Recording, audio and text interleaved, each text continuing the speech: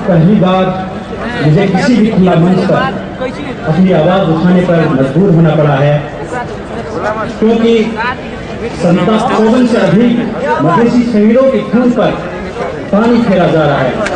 लाखों मधेसियों का संघर्ष पर पानी फेरा जा रहा है। 1.25 करोड़ मधेसियों के सपने पर पानी फेरा जा रहा है।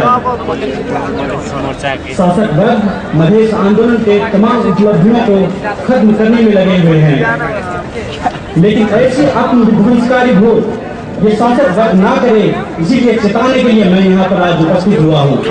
हम उस पीढ़ी के हैं जिसने मधेश के लिए अपना खून बहाया है, अपनी कुर्बानी दी है।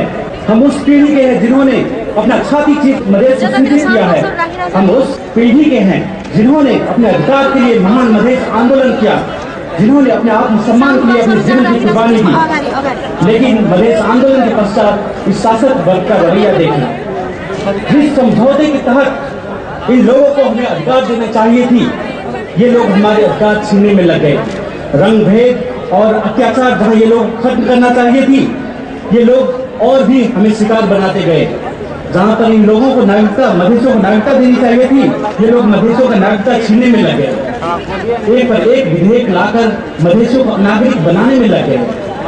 भाषा और वेशभूषा के सवाल पर भी अनेक षड्यंत्र किए गए और मधेश में आज जगह जगह पर हजारों हजार सशस्त्र प्रहरी तैनात कर दिए गए हैं हमें दबाने के लिए, और इनका अत्याचार जो है दिनों दिन बढ़ता जा रहा है। कौन कहता है कि मधेश उपनिवेश नहीं है?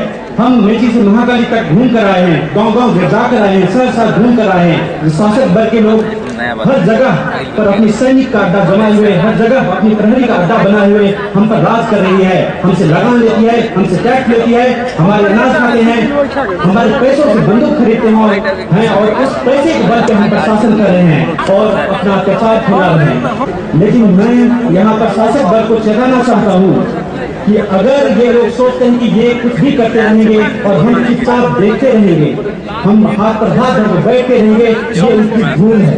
क्योंकि हम उस जनरेशन से हैं, हम उस पीढ़ी से हैं जिन्होंने मधेश में खून की नदियां बहाई है, जिन्होंने मधेश में अपना कुर्बानी दी है और आज भी हम कुर्बानी देने के लिए तैयार हैं।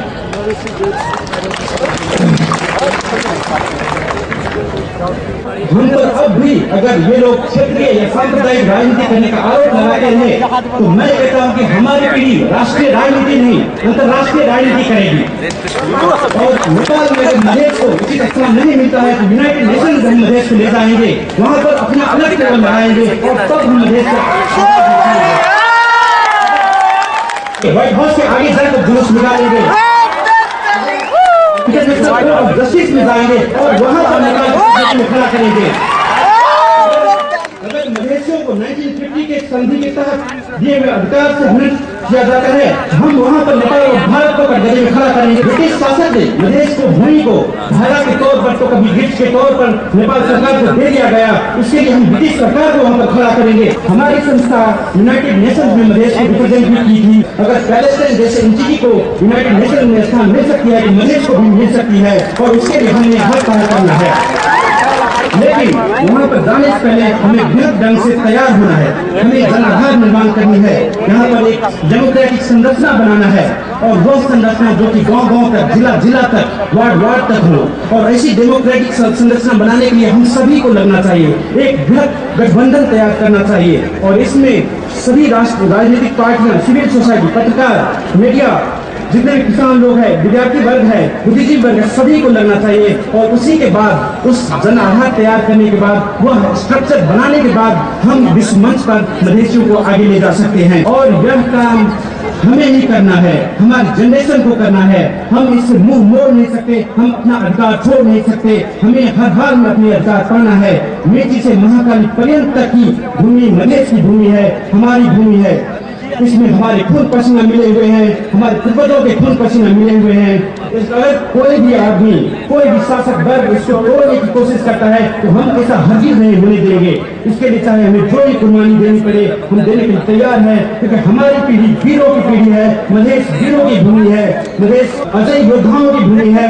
भूमि बंजर नहीं, भूमि से विशेष कर हम अपने आत्मसम्मान की रक्षा करेंगे, हम अखंड मधेश की रक्षा करेंगे। और इस कार्य के लिए हम सबको आगे आना है। मैं खुद भी कैम्ब्रिज यूनिवर्सिटी से PhD करके अमेरिका में अच्छा खासा वैज्ञानिक था।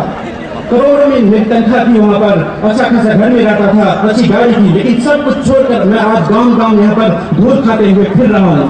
क्योंकि आज अगर हम नहीं लगे, आज अगर युवा वर्ग नहीं लगे, ये लोग हमारे नाम मिटा देंगे, ये लोग हमारी पहचान को मिटा देंगे, हमारे अस्तित्व को मिटा देंगे। इसलिए यह जागने का वक्त है, यह उठने का वक्त है, यह आवाज को बुलंद करने का वक्त है। मैं यहाँ पर कोई मंत्री, प्रधानमंत्री या राष्ट्रपति बनने नहीं आया हूँ, क्योंकि उसमें क्या इज्जत है आप देख सकते हैं। मैं तो यहाँ एक स्वतंत्र नागरिक बनने आया हूँ, और वह आजादी मुझे प्यारी है, और रेगिस्तान की भूमि पर भी वह आजादी मुझे प्यारी होगी, लेकिन स्वर्ग की भी दास्तां मुझे मंजूर नहीं। और उस आजादी के लिए मैं पूरे जीवन लड़ने के लिए तैयार हूँ। लेकिन सोचने की बात यह भी है कि हम कब तक वही बात को लेकर, वही एजेंडा को लेकर मरते रहे, कब तक हम वही बात के लिए संघर्ष करते रहे, और कब तक हम एक ही बात के लिए, एक ही समझौते के लिए अपना जीवन दान देते रहे। अगर अधिकार मांगने से नहीं मिलता है तो आज वक्त आ गया है कि हम अपने अधिकार को खुद निर्माण करें। और मैं इसी के राव आज इस मंच पर कसम खाता हूँ कि अगर मधेश को जब तक अधिकार नहीं मिल जाता, जब तक मधेश को अपना स्थान नहीं मिल जाता, तब तक मैं संघर्ष करता रहूंगा, अपने मत बनकर संघर्ष करता रहूंगा। और आप भी मेरे साथ आइए, आप भी इस मोर्चा में शामिल होइए, आप भी इस गठबंधन में शामिल होइए, और हम सब मिलकर कसम खाते हैं एक समृद्ध मधेश बनाने की, एक विकसित मधेश बनाने की, एक शक्तिशाली मधेश बनाने की।